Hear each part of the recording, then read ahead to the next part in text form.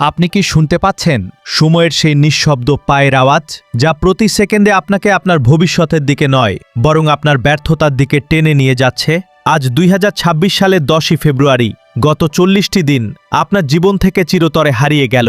একটু চোখ বন্ধ করে ভাবুন তো, এই ৪০ দিনে আপনি কি অর্জন করেছেন? কিছুই মনে পড়ছে না, কারণ আপনি কিছুই করেননি। আপনি শুধু সময়কে হত্যা করেছেন। আপনি কি জানেন, আপনি যখন সময় নষ্ট করেন, সময় তখন আপনাকে নিঃশব্দে কবর দেয়। সকালবেলা ঘুম থেকে উঠে আপনার প্রথম কাজ কি ছিল? ওই স্মার্টফোনটা হাতে নেওয়া, অন্যের সাজানো জীবন দেখে নিজের ভেতরে হীনমন্যতা তৈরি করা, স্ক্রোল স্ক্রোল আর স্ক্রোল।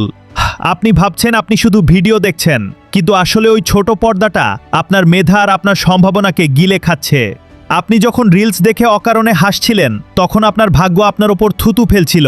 আপনি কি এখনো বুঝতে পারছেন না যে আপনি একটা অদৃশ্য খাঁচায় বন্দী? আপনার মোবাইল, আপনার বিছানা, এগুলোই আপনার উন্নতির পথে প্রধান বাধা। কথায় বলে, কাউকে এতটা অত্যাচার করো না যেন তার মন থেকে ভয় নামক শব্দটা চিরতরে মুছে যায়। কিন্তু আপনি তো প্রতিদিন নিজের ওপর অত্যাচার করছেন। অলসতার অত্যাচার, সস্তা বিনোদনের অত্যাচার, নিজেকে মিথ্যা সান্ত্বনা দেওয়ার অত্যাচার। আপনার ভেতরে সেই স্বপ্নবাজ মানুষটা আজ মরে গেছে। সে আজ চিৎকার করে বলছে, আমাকে এই অন্ধকারের খাঁচা থেকে বের করো। কিন্তু আপনি কানে হেডফোন লাগিয়ে সেই আর্তনাদ চেপে রাখছেন। হ্যালো বন্ধুরা, তোমরা দেখছো আন্তর্জাতিক জ্ঞান। আজ আমি তোমাদের সান্ত্বনা দিতে আসিনি। আজ এসেছি তোমাদের ঘুমন্ত বিবেককে একটা সজোরে চর মারতে। ভাবছেন সময় তো অনেক আছে, ডেস্কে বসে কলম কামড়াচ্ছেন আর ভাবছেন কাল থেকে শুরু করবেন। মনে রাখবেন, কবরের নিচে যে মানুষগুলো শুয়ে আছে, তাদের ৮০% ভেবেছিল তারা আগামীকাল থেকে কাজ শুরু করবে, কিন্তু তাদের সেই আগামীকাল আর কোনোদিন আসেনি। আপনার ২০২৬ সালটাও কি সেই কবরের তালিকায় নাম লেখাতে যাচ্ছে? আপনি কি নিজেকে এতটাই সস্তা বানিয়ে ফেলেছেন যে একটা ৫ ইঞ্চির স্মার্টফোন আপনার জীবন নিয়ন্ত্রণ করে? আপনার লজ্জা হওয়া উচিত, আপনার আফসোস হওয়া উচিত। যে সময়টা আপনি সোফায় বসে পার করছেন, সেই সময়ই কেউ একজন তার সাম্রাজ্য গড়ার কাজ শেষ করে ফেলছে। দুনিয়া আপনার জন্য থেমে থাকবে না। আপনি পিছিয়ে পড়লে কেউ আপনাকে টেনে তুলবে না, বরং আপনি যত দুর্বল হবেন, এই সমাজ আপনার ওপর তত বেশি চড়াও হবে। সময় থাকতে নিজের পায়ের নিচের মাটি শক্ত করুন।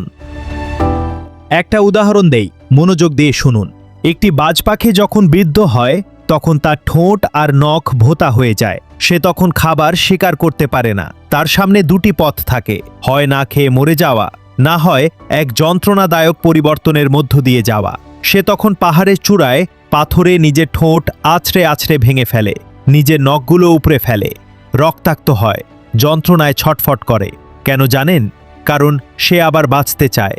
সে জানে এই সাময়িক যন্ত্রণাই তাকে আগামী ৩০ বছর আকাশে ওড়ার ক্ষমতা দেবে। আপনি কি সেই বাজ পাখির মতো নিজের বাজে অভ্যাসগুলো রক্তাক্ত হয়ে উপড়ে ফেলতে পারবেন, নাকি মরা পশুর মতো পচে যাওয়ার অপেক্ষা করবেন? ফেব্রুয়ারি মাসের ১০ তারিখ, ঘড়ির কাঁটা কারো জন্য থমকে নেই। আজ থেকে আপনার স্মার্টফোন আপনার মালিক নয়, আপনি তার মালিক হবেন। আজ থেকে বিছানা আপনাকে টানবে না, বরং আপনার লক্ষ্য আপনাকে বিছানা থেকে লাথি মেরে বের করে দিবে। যারা আপনাকে অবহেলা করেছে, তাদের উত্তর মুখে দেওয়ার দরকার নেই। আপনার কাজকে এমন উচ্চতায় নিয়ে যান যাতে তারা আপনাকে অবজ্ঞা করার সাহস হারিয়ে ফেলে। এখনো দেরি হয়নি। ভিডিওটি শেষ করে ফোনটা দূরে সরিয়ে রাখুন। আয়নার সামনে দাঁড়িয়ে নিজের চোখে চোখ রেখে বলুন, আমি এখনো ফুরিয়ে যাইনি। আজ থেকে শুরু হোক আপনার নতুন পথ চলা। ২০২৬ সালকে নিজের গোলাম বানান, সময়ের গোলাম হবেন না। সময় আপনাকে রাজা বানাতে পারে, আবার ইতিহাসের আস্থা করে ছুঁড়েও ফেলতে পারে। পছন্দ আপনার। আমি থাকবো আপনার এই যুদ্ধে। দেখা হবে বিজয়।